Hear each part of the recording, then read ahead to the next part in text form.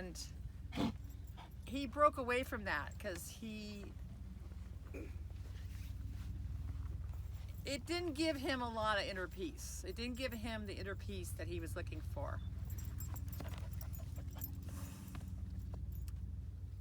And I'm going to try to talk without crying. In 1974, his best friend, Richard Skeen, died of a brain tumor. And Richard Skeen's sister was Nancy Skeen, and Nancy Skeen was best friends with Carol Burnett. And my dad had so many instances in his life of these really incredible people who he was connected to. He took piano lessons for 30 years, and the teacher was the same teacher who taught Marnie Nixon. Marnie Nixon was the voice of Julie Andrews, not Julie Andrews, help me. She was Hepburn in West Side Story. She was Maria. It wasn't Natalie Wood singing. It was Marnie Nixon. My Fair Lady. My Fair Lady. So he grew up at a time in Los Angeles when it was an incredible place to grow up. Lorraine commissioned a DVD interview in 2007, and she and I watched it on President's Day. And he talked about, at the age of 8 or 9 years old, getting on the bus down to Crenshaw with his buddy, who was also 89, getting on the red train, because Los Angeles had a train system that rivaled anything we could think of today in any metropolitan city of that size. And they would take the train out to Hermosa Beach and hang out at the beach all day long. When he was 12 or 13, he would take the train down and watch the symphony. He saw Vladimir Horowitz perform. His Aunt Esther was really passionate about classical music, so she was the one that really encouraged him, and his mother and his father as well. And his mother and father were from Red Wing, Minnesota, and they came out to Los Angeles around 1919. My grandfather Nelson was in World War I, and when he came back, they got married. Well, they went out to LA and they got married, and a lot of the Johnsons and Nelsons of Red Wing, Minnesota all ended up out in Los Angeles. So he grew up with a huge family of cousins and aunts and uncles and a good life. He said he was the last of the American dream. But fast forwarding back to 1974, when his best friend died of brain cancer, he had an epiphany about life. And he's followed that epiphany since that time, 56 years.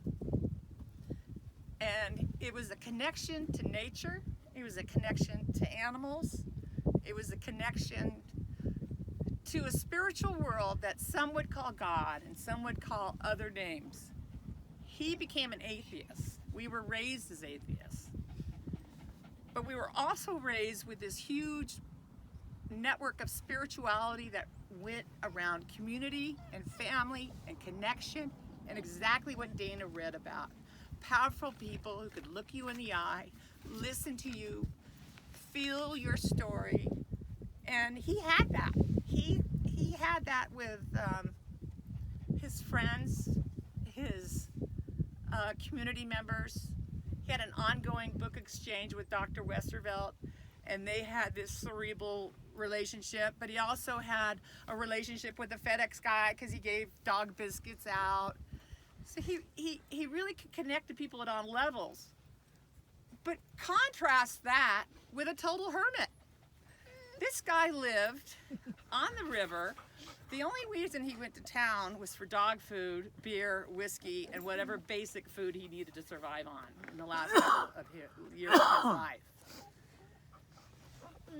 So whatever God or whatever spiritual philosophy he embraced, he also was into Zen Buddhism for a while, and he had a really tricked out 280Z, forest green, so cool, Zen license plates. Do you ever think he let me drive that car once?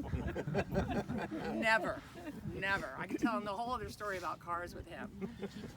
But then he got rid of the vanity plate because he felt he didn't want people to know about him who didn't know him. So So he had a real private side. He loved to laugh. He loved riddles. He loved good jokes. I'll tell one, and I'm on film. If I get fired from the school district for being politically incorrect, it's Ivo's fault because he's filming me. How do you piss off a Pollock? You put him in a round room and you tell him to piss in the corner. And he'd go,